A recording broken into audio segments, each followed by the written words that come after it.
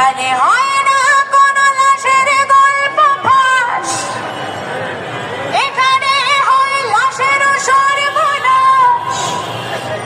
তাই এখানের লাশেরা আফসোস করে, শুয়ে শুয়ে ভাবে চাপা মাটির ভেতরে কোন পাপে জন্মেছিল এই জাতে, যারা লাশ নিয়ে ভীষণ উল্লাসে মাতে, যারা লাশ নিয়ে ভীষণ উল্লাসে মাতে, যারা লাশ নিয়ে ভীষণ উল্লাসে মাতে।